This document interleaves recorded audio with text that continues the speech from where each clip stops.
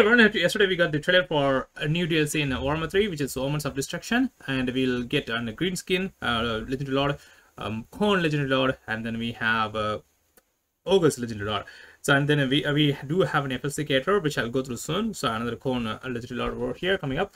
We'll go through those things soon. We'll go through the trailer first. Even though I'm not going to purchase any of the DLC over here. So this DLC is very similar to what we have for the planned actual release for this DLC. Is very similar to what we had for Thrones of Decay. So where you can be able to purchase whatever Legendary Lord you like, or you can be able to go for the actual 3 Legendary Lord pack. It depends, man. It depends on your own choice. But since I don't play as KS factions mostly, and I do play only a handful of campaigns in Warhammer 3, I'm not going to purchase this DLC. I'm gonna skip this one here, even though I purchased only one from the previous DLC, which is Elspeth Von Draken campaign. I'm gonna do the same, so I'm not gonna do the same. So we'll skip this. Probably I'm leaning towards getting the Skull Crusher. Skull Taker? Is it Skull Taker, right? Yeah, Skull Taker DLC, but we'll see. I need to check his actual campaign mechanism anyway. So his campaign seems to be interesting. Let's go through the trailer first. Those are the things I want to pinpoint out. Let's go for this one here. So I'm gonna reduce the music volume here a bit. There you go. So we do have I was surprised when they showcased this one here. I knew it's Karl Franz straight away, and then we have a glimpse of Karl Franz over here, kind of protected by some of his troops over here, and then we have Skull Taker over there, and then we have Golfrag. I totally forgot the name, so we'll go through those names anyway. Golfag and Golbrad, I think. Yeah, there's the green screen lord. So first up, they're gonna showcase the green skin. So look at this. By turn 57, I think the AI on Legendary difficulty. Usually I play on Legendary difficulty with very odd battle difficulty settings. So on Legendary difficulty, and also when you when you tick the box for green skin in Game Crisis or Ultimate in Game Crisis, I think this dude over here will rush at Empire faster. I'm not really sure where he will spawn, where his initial starting position is, but he will be in trouble for the Empire. By this turn you might have combined, if you're playing as Karl Franz, that is, or Elspeth Von Draken, you might have confederated with all the Empire factions over here in this region, and probably would have dealt with Vlad, but he's gonna come in, I think, or probably he'll rush towards Empire. So it seems to be that's the mechanics, but I'm not really sure at this point. I can't do give any more details. So I'm not.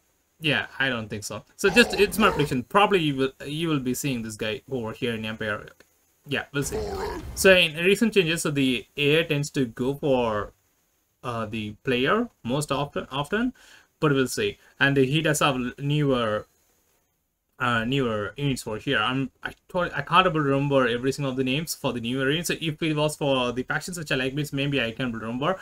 But if the factions which I don't play, especially the green skin factions, I don't remember any of the names for those units for here.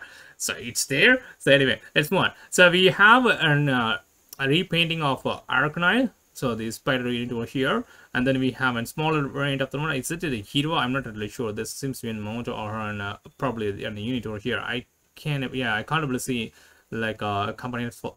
It seems to be in single entity over there. And then we have the actual legendary over here, Radigan and Boar, and they are. This is an actual cinematic showcase. I'm not going to give my overall thoughts regarding with this one over here, since this can be done on easy settings, and we can easily do this stuff anyway. Can be done.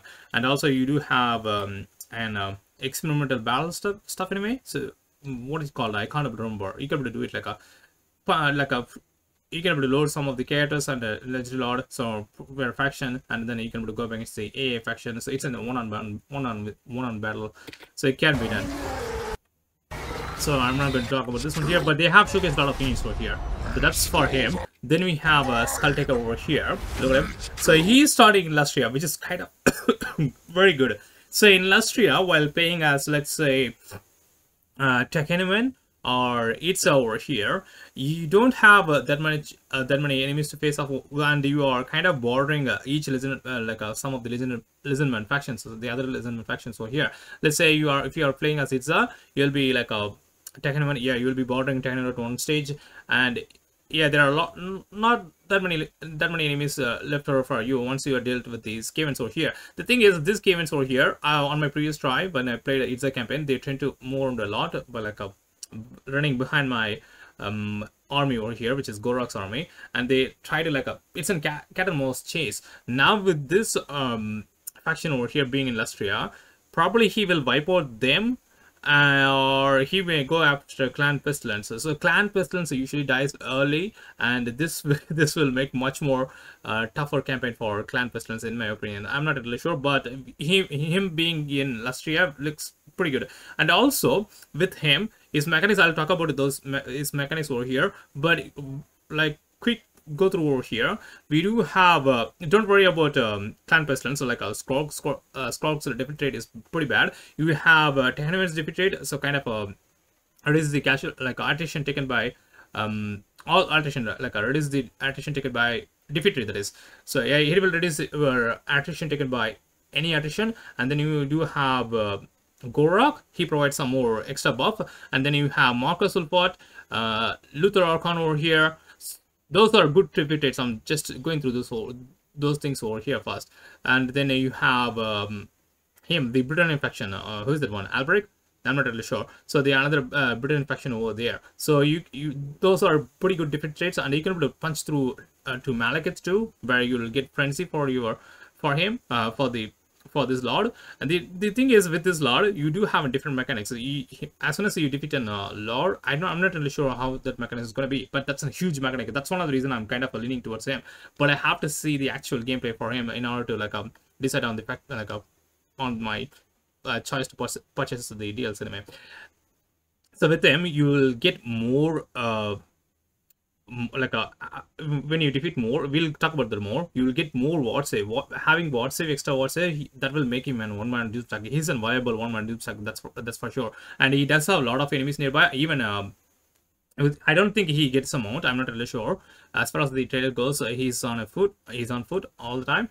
And then you do have Rakath over here. That will give him, that's a good defeat rate as well. You can get bonuses it's large easily. So well, playing as other factions, let's say Catherine, it's hard to go towards Colaxinator, and then it's hard to like go towards Rakath over here. And then Throg is easy, but Throg kind of gets killed off early, and nowadays with the Malachi Makasan, it's very hard to like reach Throg now.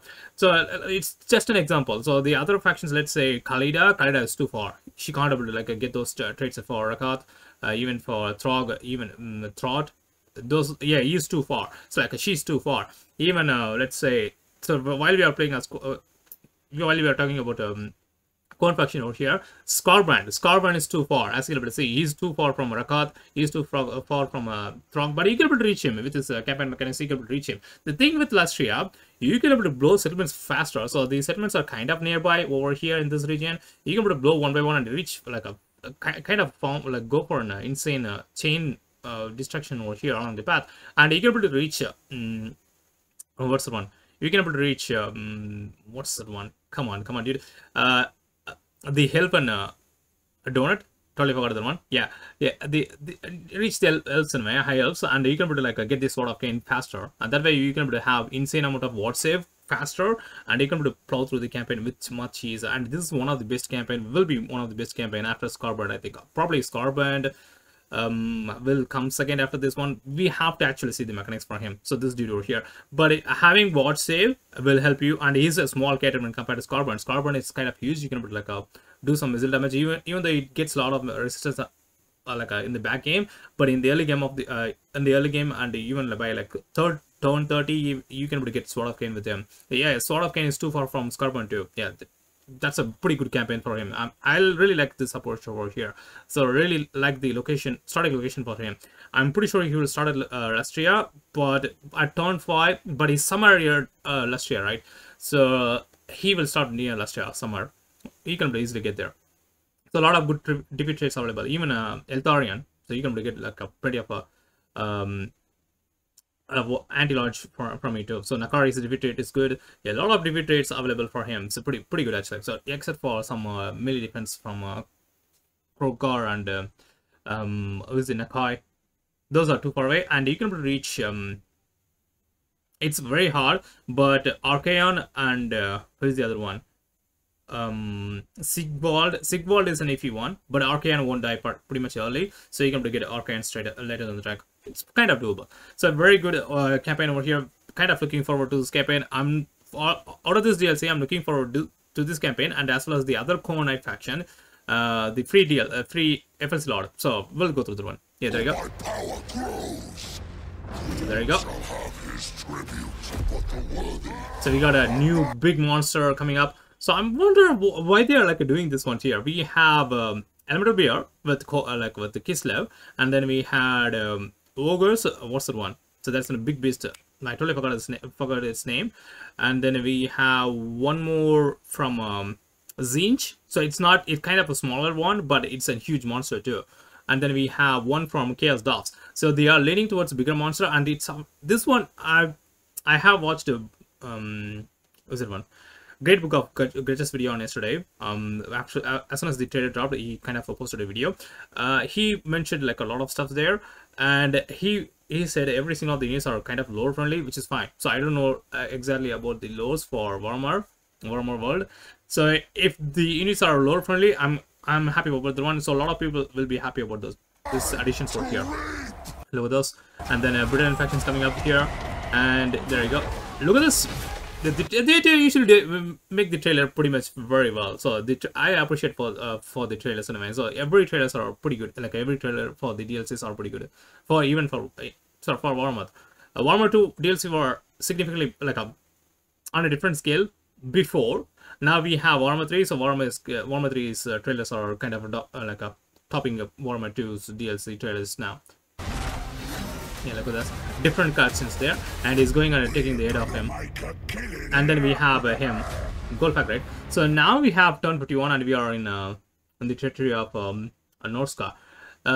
Probably will start near there, but I'm not really sure. But the thing is, with him here, I can able to since I'm gonna play. I usually play as Catherine campaign, like a Catherine. So I usually love playing Catherine campaign most of the time. So I played more Catherine campaign than any other campaign in my playthrough. So like even though I play handful of campaigns, I usually go after Catherine's campaign on every update. So for every update, the campaign for Kislev, the Catherine, so Zerna Catherine that is, so changes every time. So even a small change here and there, that's a huge one in Catherine's campaign. That's one of the reasons I keep going for the campaign over and over again. So this will give me a more incentive to go after him. I wonder what's the defeat rate for him. If the defeat rate for him is pretty good, then we can go for this one here. This is the new mechanic for him. Actually, it's gonna be you'll see some numbers just like what we have for dogs at the grudges. So those kind of similar numbers over here. So kind of contracts. I'm not really sure at the moment. I can't able to give any more thoughts. But I really like the location for him. So with so if you are playing as an order faction, so let's say Empire, you'll be going against this new DLC Lord, so which is the green screen Lord, and then we have, while playing as Kislev, you'll encounter him probably. I'm not really sure. And then you'll while playing as Lizardman or Skaven, like a Clan Pestilence, so you'll be encountering the Skulltaker, yeah.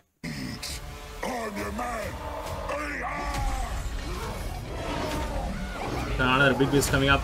A lot of finishes here. I really forgot to showcase. Look at that.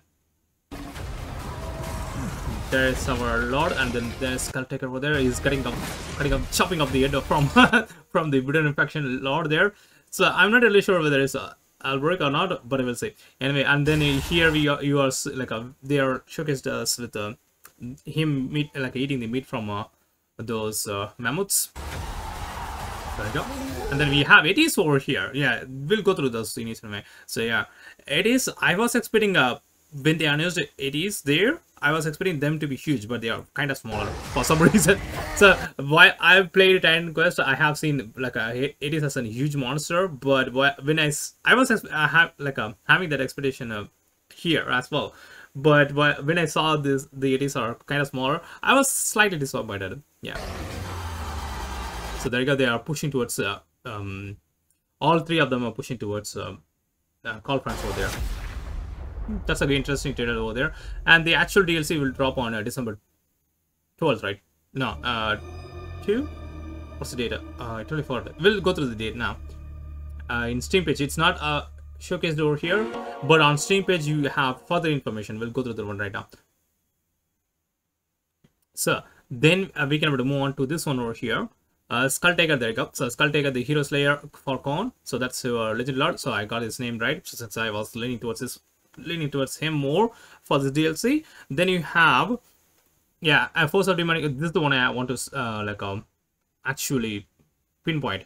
So I'm not going to go through every single of these things for here. It's called Clock of Skulls. Passive ability grants increasing spell resistance and ward save the more he kills. There you go. The more he kills, he will get more spell resistance as well as a more ward save, which is good. So I don't care about spell resistance since we will have ward save, but how much ward save he's going to get? That's my question at the moment.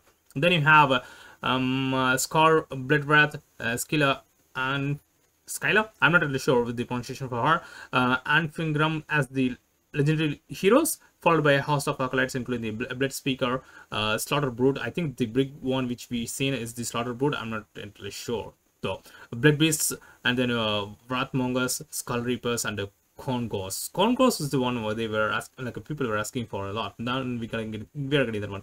Gorbad, yeah, Gorbad there, the Brutal Unifier, Orcs and Goblins, and where's that one?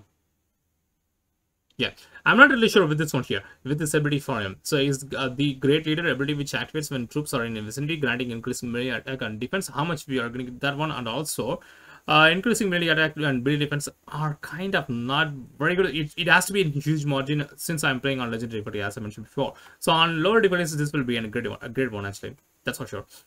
And then we have Snagla Grobspit, Savage Orc, Great Shaman, Night Goblin, Big Boss, Black Orc, Accent Shield, Mangler Squeaks. I totally forgot to showcase the Mangler Squeaks in the trailer, but you probably would have seen that one.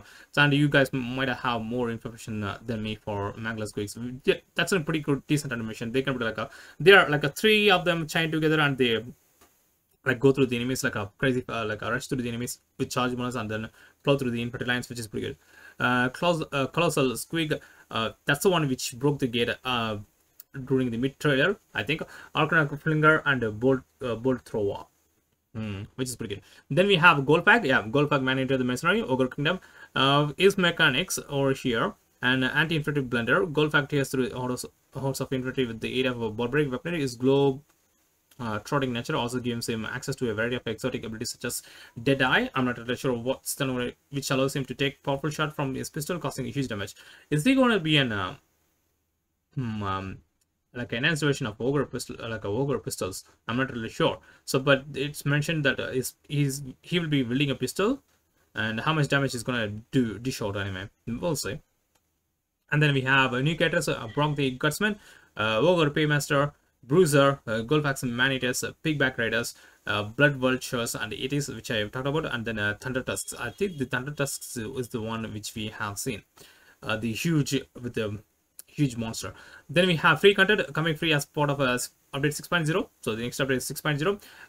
Official 100th Legend Lord. So there were a lot of speculation for 100th Legend Lord and a lot of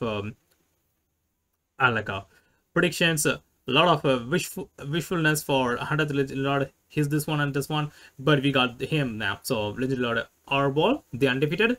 Arbol. I'm not really sure. Yeah, the pronunciation. I usually get the pronunciation for the characters wrong at the beginning. So when they showcase a new DLC, new characters, but as soon as the game progresses, I tend to learn them. The champion of Khorne, who has seen thousands fall beneath the Crimson Orc axe, alongside this faction update will arrive for the Ogre Kingdoms. So there you go. So with this update, we will get a faction update for Ogre Kingdoms, Khorne. Are they going to change some stuff for Khorne? Interesting. Orcs and Goblins, plus a suite of adjustment and bug fixes to improve the core game experience. So he gets an what's the one? What's the one? Khorne Dog mode? I'm not really sure. Over the past 6 months, we put out a number of What's Next videos. So yeah, they have mentioned that one. So they are kind of mentioning that one over here. So there you go. So these are the new details over here at the Steam. At the Steam page, you have one more detail which I'm gonna go through for Gorband. Gorband. I'm not entirely sure with this pronunciation over here. So where's the one? Yeah, there you go. So this is the new one. The Dog Plan, a tenacious technician. tactician, sorry for the one. A tenacious tactician, Gorbon must experiment with unique battle strategies such as matching different units in his army roster to unlock powerful synergetic bonuses such as abilities, attributes, and campaign perks. So you have to have different unique battle strategy by matching different units in his army, so that you can unlock synergy boosts, bonuses, abilities, attributes, and campaign perks. I'm kind of very curious about this one over here, this mechanics over here. So this was not explained over here, I think. Let me go through the one. That's one of the reason I'm going through this team page over here. So there's that one. There you go. There's one, but they have explained more over here. That's that one, but they have explained more over here. There you go. So, and each tactic can progress in a level by completing challenges, encouraging creative army composition, and rewarding strategic thinking. So that will come in handy. That's the actual, and also we got the release date. I was correct for the December 12th first anyway. So December 12th, that's the actual release date, launch date for the DLC. Yeah, that's pretty good. So we have like what 16 days remaining for the DLC. So I need to I'll start pumping out some videos for Warhammer 3 in the meantime. Yeah, we need to go through those things anyway.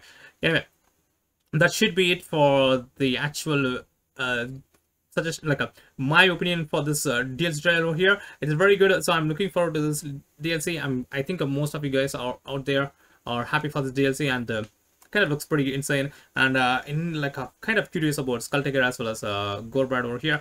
Ogre, the Goldflag Magnator, the Ogres are kind of at the moment they are not the greatest faction, but they will hopefully the actual rework for them will change significantly, and they will be much more better when compared to what we already have. We'll see, but Goldflag's campaign mechanics looks pretty unique, and we'll see how it goes. Anyway, that's it from me. Make sure to check the title and thumbnail for each video and analysis of mine, since I cover different games on the channel, and I'll see you guys on the next video for Warhammer 3. Take care, everyone. Bye for now.